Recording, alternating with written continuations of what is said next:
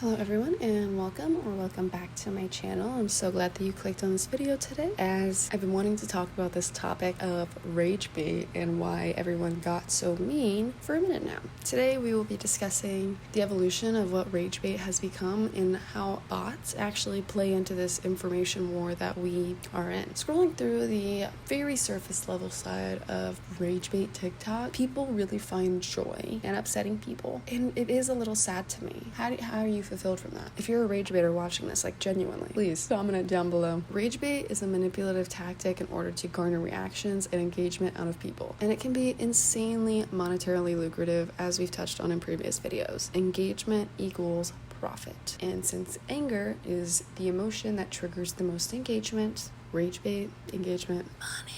So today we will be discussing these rage baiting tactics that are used by content creators and how companies possibly play into this by using bots for their own profitable gain.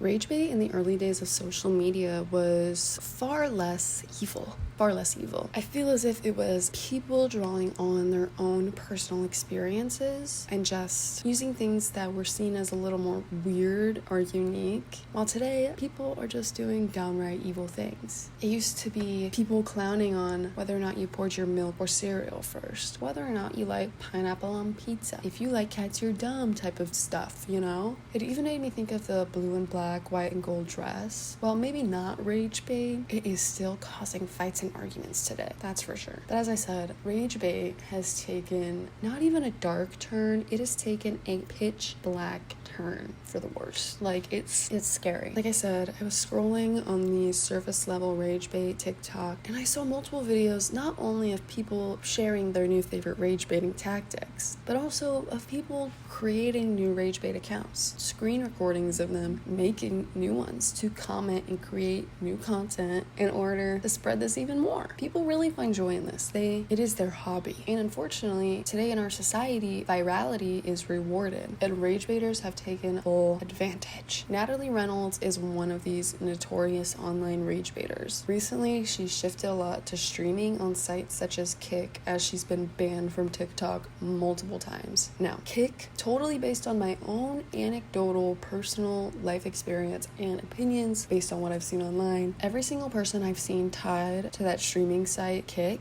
is evil.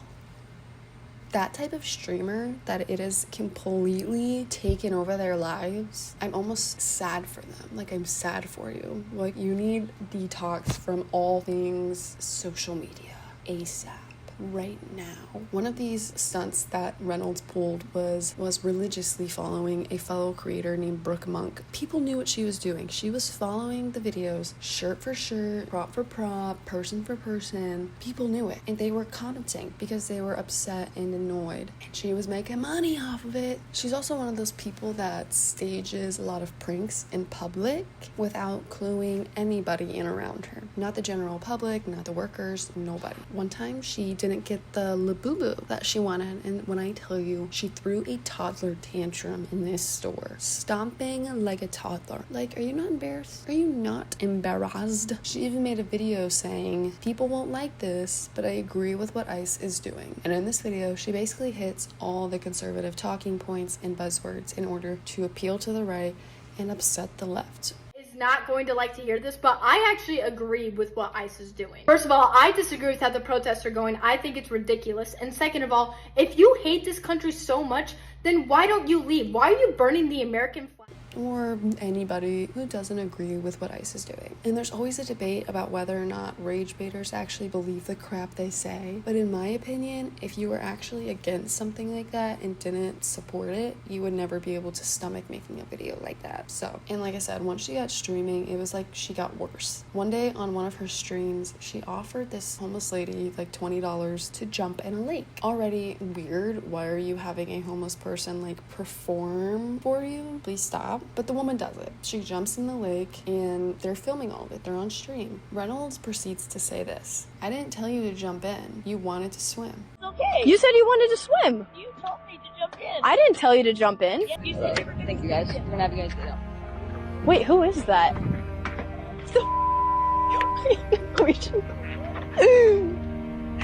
don't. I can't swim. and she basically refuses to give her the money. Very quickly, the woman starts to panic and drown, and she's like begging for help, and Reynolds and her whole little crew do nothing. They do not help her out of the water. This is on stream, by the way. In fact, not only do they not help her out of the water, they run away. They run away and leave this woman in the water. As they're driving away, basically laughing in the car, a fire truck drives past them with the lights on too. So We leave. Oh, this is bad. Sorry, I didn't know. She said she's drowning. She said she's drowning. I think you literally just murdered the lady. No, I didn't. I swear. I think you No, literally... I didn't. Let's go. God, your voice is There, like she's drowning in grating. the lake. God, there's a fire truck. Oh my god. Nah, this is bad. Natalie. you're going to hell. You're going to hell. Just kidding. Don't want to like whatever it is. Dangling a piece of money in front of one of the most vulnerable members of our community like that, and then leaving her in a lake like that, sicko. You're a sicko freak. You're a sicko freak. Joey Salads is another rage baiter online that I read about, who shifted to the obvious MAGA grifting thing. One of his videos is titled "Tate Deports Illegal Prank, Runs Home Crying." It's literally like these people have no feelings. They do not care. They don't feel anything. You feel this? Shout out Vanderpump. Unfortunately, we live in a completely money-oriented society. And when a grift like rage baiting is so profitable, so many people are going to take action and start doing it. People will disregard, humiliate, or even physically harm people if it'll make them a bit of dough. And let me just say, I have never seen rage bait run rampant in a comment section or videos anywhere like K-pop sections, like K-pop sectors of any app. It is a freaking war zone in these places. Now, I will say, I do see a bit more awareness in the comments of some K-pop content. People are a bit more aware that these are rage baiters and or bots commenting this crap and telling them not to engage with it. And I have seen less engagement with them, so that's good. But see, these are some of the comments that are left on a lot of videos. One says, "Ning Ning, the next Moonbin." Ning Ning is a member of this girl group, aespa. Moonbin is a member of Astro, and unfortunately, a few years ago, he passed away. This type of comment is very popular, and sometimes they switch out Moonbin's name with another idol that has passed away. Same with Ning Ning, it is switched out depending on what video it's under. And like, what the hell? What the hell? Like, why are you commenting that? Whether it's real or whether it's a bot, because let me tell you, there is definitely a real person out there who is a K-pop fan, multiple, who has commented that. They said, yeah, let me comment this. This is the choice. Another one will be comparing two idols with emojis like this, Giselle and Wonyoung, where they are, you know, obviously. And then also the random Israeli flag. Just that. That's how you know it's rage bait. Like, why are you putting that there? Like, what was the point of that? On multiple different videos, it's always day whatever of waiting for this person to leave their group, waiting for this person to leave this group or that group. This one is very popular recently, and it makes me sick because that'll be under videos of young idols. And I mean young, minors, you freaks, you freakos. Now, there's multiple choices for who left these comments. One is obviously a K-pop fan who is trying to leave a hate comment. Two, there are notoriously, like I said, rage baiters in the K-pop community, because saying this as a K-pop fan, K-pop fans are very easy to be worked up into a tizzy over their faves. They're very quick to defend, they're very protective of their groups and their idols, and so they're very easy to get worked up with rage bait, unfortunately. And that's why there's so much in the K-pop community. I even read a comment on a TikTok, so take this with the smallest grain of salt you have ever seen in your life. It said that there was a Telegram group that got exposed for having over 20,000 people in it that were K-pop antis who interacted with the K-pop community just to facilitate this rage bait. Don't know how much I believe it personally, but I did see that comment. Some of these comments could very well also be bots. Bots are running rampant, not just on TikTok, on all social media. Anyone can buy a bot. There's not just these like mean rage bait comments. There are just I call them almost filler comments. They are very basic, boring, and they are on every video. Every single video, specifically under actual group accounts. And to me, they kind of scream bot. And not all of them are, obviously, but I have a feeling some of them are. And where I was going with that is, I would not put it past K-pop companies to buy bots to fill up comment sections of these posts. I don't know. That's just my own personal thoughts and feelings, because K-pop companies buy streams, they buy subscribers, they buy these things. It's known, so I wouldn't put it past them. And as we've touched on, not just in this video, but in multiple videos, anger causes engagement, and engagement equals profit. Hannah Dixon at the Annie Reporter says creators get money, influence, or political capital off engagement, creating fake news articles or overemphasizing particular parts of news articles to create anger directed at certain groups of people can lead to political outcomes, such as greater engagement with a political party or right-wing figure, and that's often deliberately done. A well-known rage baiter to me is Andrew Tate, because to me, he's just a rage baiter. Dr. Simon Copland, an expert in manosphere communities, explains.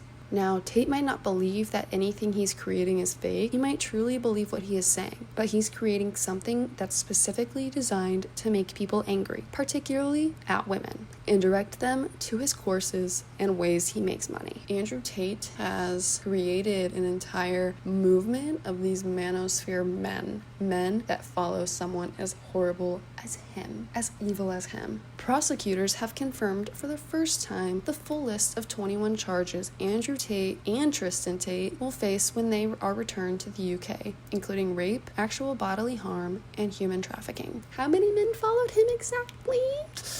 Scary. Copland expands on this idea of Tate being a rage baiter. There are all these kinds of figures out there who are looking at making people angry and then turning it into profit for themselves. People like Andrew Tate are engaged in a form of rage bait. I would call them grifters who create fake products and fake courses. Eric Schwartzman at Fast Company says it perfectly. Welcome to the world of social media mind control. By amplifying free speech with fake speech, you can numb the brain into believing just about anything. Surrender your blissful ignorance and swallow the red pill. You're about to discover how your thinking is being engineered by modern masters of deception. How much of this content that we are consuming is even real? Because so much of the content online now is just fake crap, whether just disingenuous or it's literally generative crap, because bot farms, they run on an industrial level. To me, bots are a huge part of this problem. Red Velvet Poppy on TikTok had a killer title on his video that I just needed to read. It said, "We are in an information war and bots are the foot soldiers." Too good.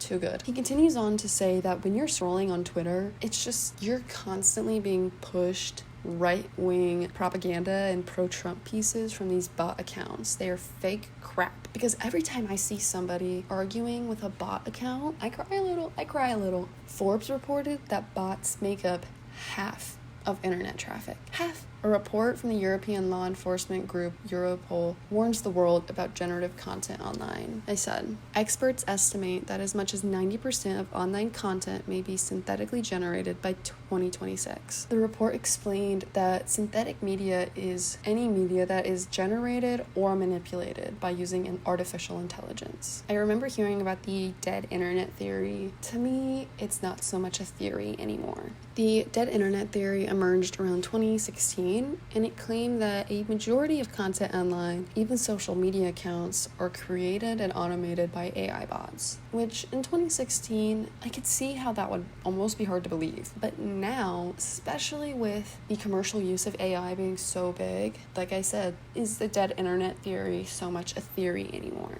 Blada Rosova and Jake Renzella, the writers of The Dead Internet Theory, makes eerie claims about an AI-run web. The truth is more sinister. They explain that it's important to keep in mind this dead internet theory because your personal interactions online, your one-on-ones, they're still real, obviously. If you're messaging back and forth with a friend, it's not a bot that you're communicating with yet. But they included a quote that's a really great perspective to see the internet in. It reads, "No longer for humans, by humans." Not to sound scary, but very soon, generative fake content is going to take over if we don't stop it. if we don't stop it. Because with this thing with bots, social media companies love a graph that points up. And knowing how close all their CEOs are to the government, I feel like they're all just laughing at us. What really sparked my interest in wanting to write this is I was reading comments on people's TikToks and I just thought, when did people get so mean? Like, Jesus Christ. Is it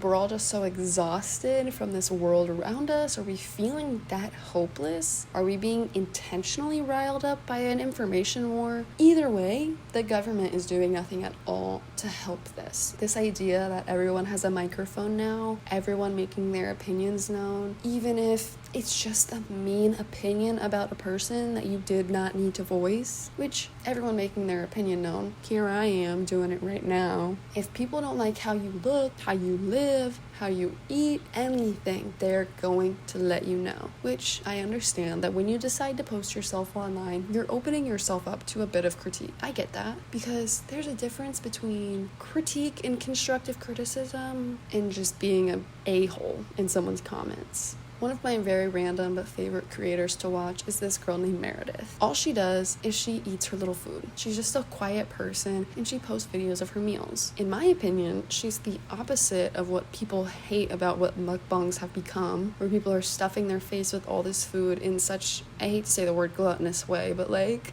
gluttonous way. She takes very small bites. Sometimes she takes a lot of bites. It'll take her a long time to eat something sometimes. What I was saying is people are so mean in her comments. She has deactivated her account, deleted all her content, deleted her account on so many occasions because people are so mean to her just because they don't like the way she eats, the way she talks. Despite the fact that she's what they wanted, she's quiet, she takes small bites, she eats her food slowly, but her voice is weird. It's like someone is literally holding a gun to their head and making them watch this video. Did you guys know if you don't like someone's videos, it's not even that you just have to scroll. You can block them. For no reason. You can have zero reason to block somebody other than the fact that they annoy you, and then you don't have to see it. Sorry, I'm just like weirdly protective of this girl because I don't feel like she's ever done anything wrong and people are so mean to her. And don't even get me started on Reels. That whole trend of people on TikTok saying, post this on Reels, post this on Reels. Have you guys like tried being nice? Have you tried ever?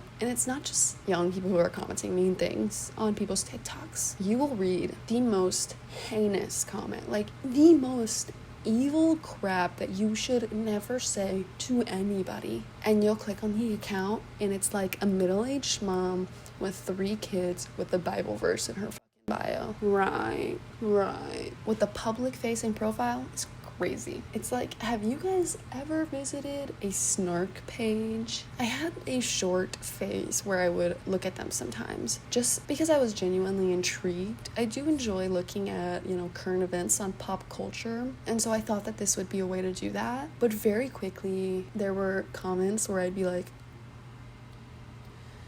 I think you need to get off your phone. Yeah, I think you just need to get off TikTok for a minute and take a breather. While some of them do comment on public facing profiles, which is crazy, most of these people feel protected because of their anonymous accounts. Lori Dove explains it in her piece, Is There a Psychological Reason for People Being Mean on the Internet? She explains it as, you're receiving all these likes and all these comments, and it really can inflate your ego disproportionately almost, which leads to a feeling of entitlement. And this entitlement kind of cultivates into someone being a little mean online, being a little meanie, being a little rude. Now, our country is very chaotic right now. To sum it up into one word, which I think chaotic may be putting a little bit lightly, maybe more autocratic. Like I said, remember the dead internet theory. Every time you go online, just think about it. Think deeper about this machine that you were interacting with, because for a long time, as I scrolled on social media or wherever, I didn't really think about it as this machine that's being run by this corporation, but it is. Remember, every time you are getting on it, you are giving, and it is taking. So please keep that in mind. Additionally, if you're online, if you don't like the way someone's eating, scroll. If someone's dressing weird to you, scroll. Or block them for all I care. Literally block them. You are on your phone. You are allowed to do that. They'll never even know. They won't know. Especially if they have no clue who you are. They'd rather you block them then you start commenting mean things. So I'm begging all of you, start choosing a little bit more peace in your life. And let me tell you, being nice, it really helps with being at peace, and it helps a lot with being happy. I love the saying, if you don't have anything nice to say, don't say anything at all. So this week, I challenge you to be extra nice. And I mean extra nice. Go out of your way this week, at least once, to do something nice for somebody. Make somebody feel seen. So I think I had a little bit of a shorter video today because I just kind of wanted to ramble a little bit about the idea of rage bait because it kind of sparked in my mind. And I want people to be nicer online because we should just be nicer to one another. And since we are on our phones so much, maybe we should start with that. Well, thank you for watching. I hope you enjoyed. Hopefully you'll stick around for another video, and I'll see you there. Bye bye.